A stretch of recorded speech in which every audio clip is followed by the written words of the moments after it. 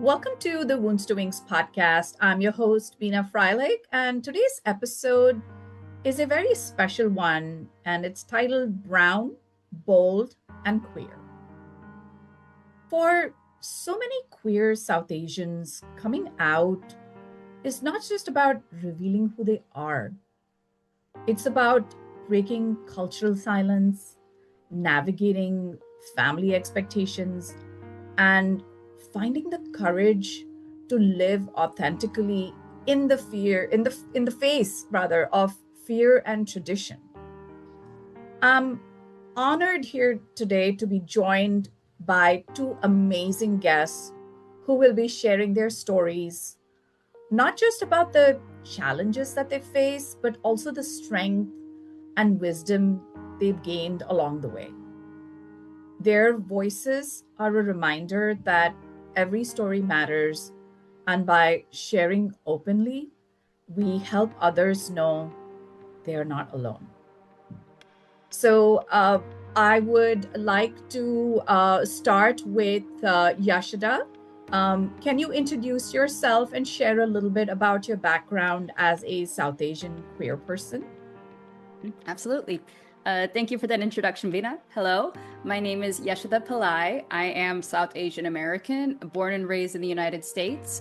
My mother is Maharashtrian from Mumbai, and my father's a Malayali from Kerala. I always joke that I'm the Indian equivalent of biracial. And I identify as a queer and non monogamous, non binary woman. And I also identify as neurodiverse. And for me personally, my neurodiversity and my queer journey, those two were both very closely tied together. Thank you, Yashida. I love that you called yourself a biracial Indian woman or Indian American woman. I love that. That's so funny. I've never heard that before. Ayan, can you please introduce yourself and share a little bit about your background as a South Asian queer person? Certainly, I am a not a Bangladeshi American, but a Bangladeshi immigrant who came to the States around the mid 90s. I was born in Chittagong, and upon coming to the States, I grew up in Queens, New York, up until uh, around 2018 when I left the city for the first time. Uh, that's when my queer journey started. I began to start, thinking about different parts about my identity, getting in touch with certain groups, and then I learned that I was a gender fluid man. Uh, with time and with time in good communities, I learned to become much more in touch with that part of me. That's amazing. So just a quick thing off topic. I have also lived in Queens, New York, so we will discuss that later. But tell me, we'll kind of go back and forth with Yashida and Ayan. So Yashida, when did you first realize your identity didn't fit into traditional expectations? So I knew from a very young age, like some of my earliest memories are from four. So I would say that was around the same time I kind of had this awareness that I was different. I didn't know how to say the words and I didn't know how to tell that to other people. I just knew. And honestly, like with regards to my neurodiversity, I would say that was what I was more in the closet about. Because it was there. I tried to hide and deny it. I knew there was something wrong, but I couldn't express it. And with regards to my queerness, that was actually a little bit later in life. I was 9 when I had my first crush on a guy, and I didn't know what it was until a classmate told me what a crush was. And then I was 11 when I finally realized I seemed to notice girls a bit in a non-platonic way. And this was just a couple of years after. So I couldn't quite I couldn't describe to myself that, okay, this is attraction. And I just knew that I noticed girls differently from the way I noticed guys. So I never really told anyone how I felt about it. And I did have a really great group of friends in school. I could have told them, they would have accepted me. But because I didn't know how to say what I felt. I just couldn't tell them. But I am grateful to them because even if they didn't realize it, they did help me understand that whatever I was feeling, or whether we do notice girls in an odd way or not, a way that makes us question things, that doesn't make us different or wrong. That just makes us human. So at the Yeah. very least, I learned to live with that. Yeah, that's amazing. I'm so glad you had that growing up. What about you, Ian? So before I learned that I was gender fluid, I learned that I was a kinkster. So at around seventh, no, around not seventh grade, but at 7 years old, like kinksters understand that they're kinksters at a very young age. They just don't know the term, and it's just more so an undescribable feeling until puberty, and then they find out what the internet is, and then Google does the rest. That was the first half of my journey. But around high school, there was that was honestly the worst part of my life. But that's when I had curiosities that developed. Like, how would I look in makeup? My mother's face and my face look very similar. Is there something to, think about here? And then when I left the house at around 2018 and moved down to the DMV area, that's when I started to pursue these curiosities. I was by myself. I was motivated to grow just a little bit more. And that's when my gender fluidity journey really blossomed. I put on my first dress at around Halloween of 2019. And Halloween is a perfect time to dress up, Yeah. to be honest, Mhm. to gamble that. And the online community that I was a part of was very supportive. And since then, I have been trying different looks. I've been experimenting with makeup. I'm taking my skincare a little bit more seriously. Yeah. And the one thing I never thought I'd do, I'm doing now, is thinking about fashion. Ah, okay. That's amazing. Would you mind educating us about, or our listeners about what is it? What do you mean by kinkster? Ooh, all right. That's a can of worms on its own. Okay, so the thing about being a kinkster is you do not enjoy. You can't say you enjoy sex as it is. Like regular sex is just not enough for you. But Okay. however, kink and sex are not intertwined. So Okay. you can enjoy doing kinky things without anything sexual being part of it. Got it. There's and that's why you see a lot of asexual people who have no desire to touch sex ever in their lives, Right. participating in kinky activities. Okay. Wow. Thank you for sharing that. That is so good to understand, because we hear those terms often, but we don't necessarily understand what they mean and what goes into being a Kingster. So thank There's you. I so much appreciate it. more to unpack there, but I'd only answer it if you're requesting it. Well, I will definitely be doing my research on that. Thank you. Thank you for helping us understand that. Um, so, Yashida, what were the hardest things about keeping that inside? Everything that you were feeling, feeling different, finding yourself in a situation where you felt like you were not like some of your other friends or classmates. What was that like inside, or keeping that inside, rather? I'd say like, I mean, I wasn't bullied explicitly growing up, but I just knowing that I was different, I felt like I wanted to avoid that. So, in some ways, I did try to like, fit in, try to see how I could be like, observe ways I could be like other people so that I couldn't be singled out or made fun of, or people would perceive me as, or would perceive that there was something wrong with me.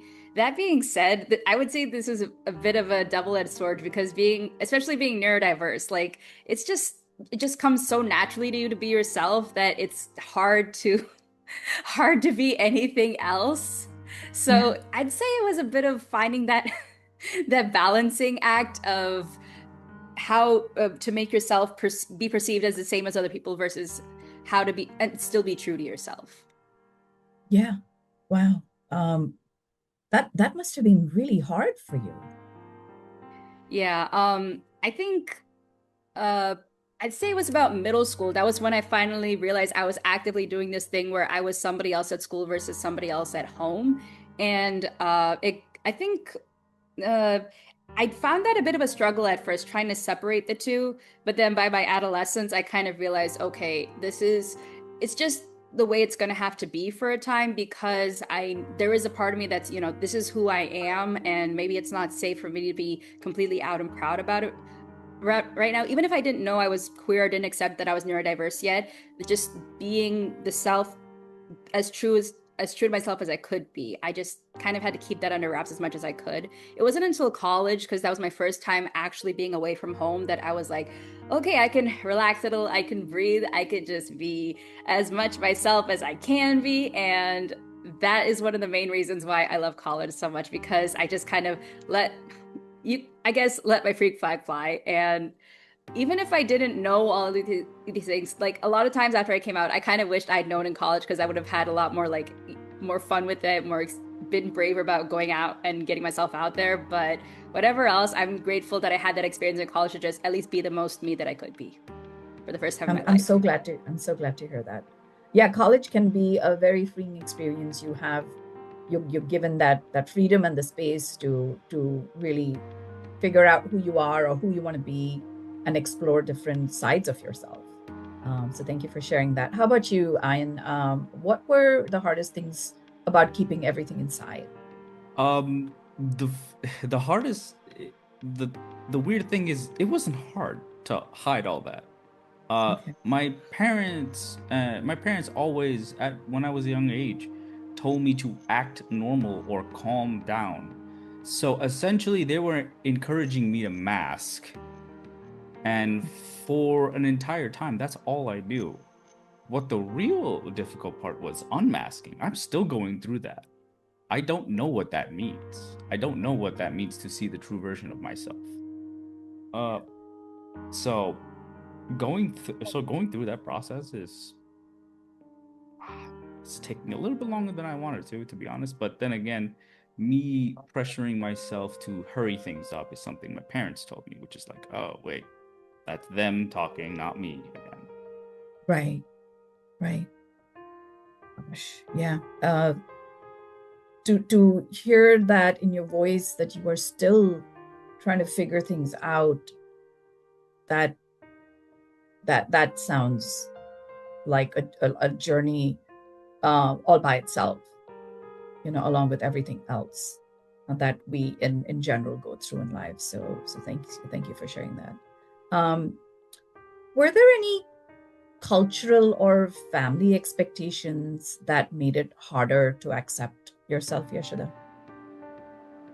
So just knowing that I was different, and also as a kid, especially as a Desi American kid, you learn from a young age that, your parents are a lot more stricter and have higher expectations of you compared to other people.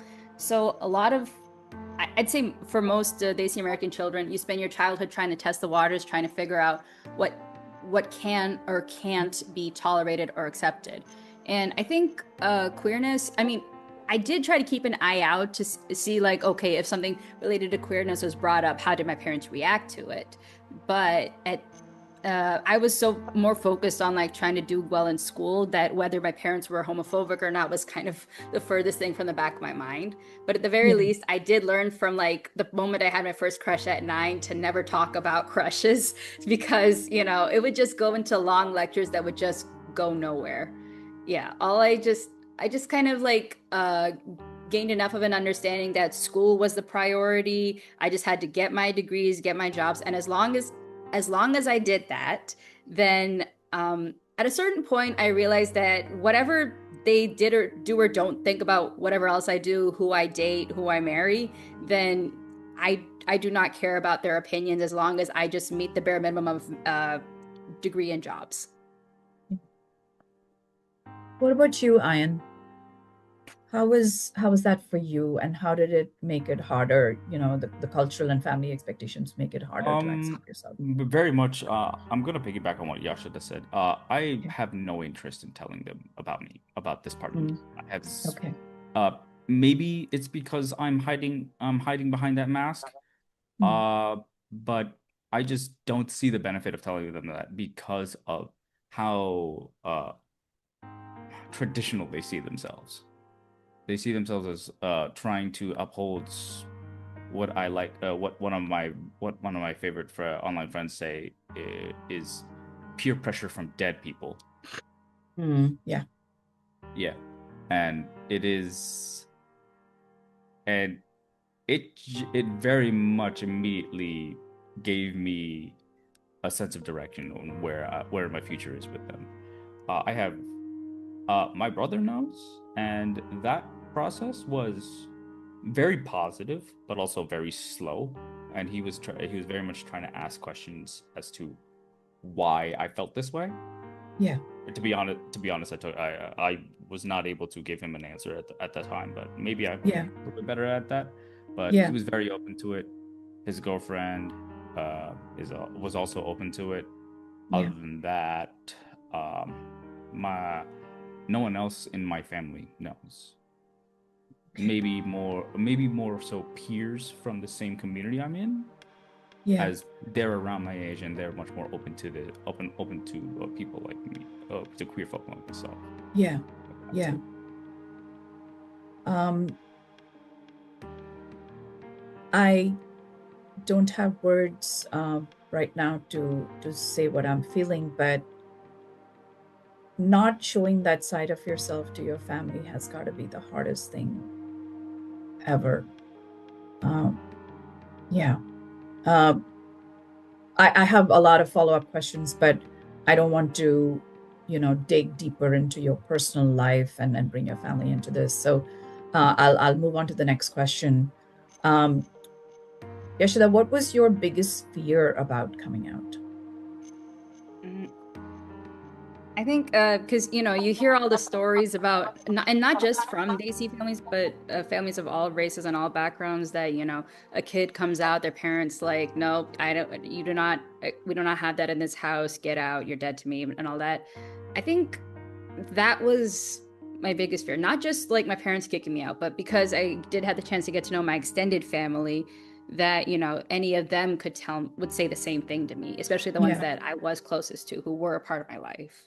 Yeah. So yeah, it was definitely that. Like my friends, we would talk about this all the time. So I knew I never had to worry about anything from them, but yeah, my family, that was my biggest fear. Yeah. Yeah. What about you, Ayan? What was your biggest fear? I know that your family does not know, but what about coming out to friends and the general people in your life? It was very much the same thing, but it's my it's a reinforced behavior, right? A reinforced thought that what I say, that the worst thing that could possibly happen, kind of like an adaptation of Murphy's Law. I always expect the worst to happen, and when I was young, that was an excuse to not do anything. But right now I'm trying to I understand that I've been trying to use willpower just a little bit to pierce through that belief and Yeah. work on stuff to improve myself.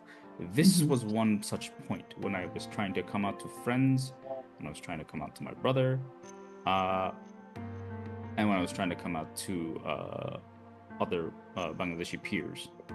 Yeah. And as I came out more, uh it was easier. Okay. It felt easier. I understood, and like maybe it was because I was picking people who would be okay with me being acting like that, or other, sorry, presenting myself as such. Yeah. And with that, I got more comfortable talking about myself. Okay. And how do you feel, or rather, the more people in your life that you came out to, did it get easier than to start coming out to others as well? I don't want to say easier, but I felt like the mask pulling off more. I want to say thank you so much for being so open and so honest. Um, In the next part of this conversation, we'll dive deeper into your actual coming out experiences and how family and community shaped your journeys. So stay tuned for part two.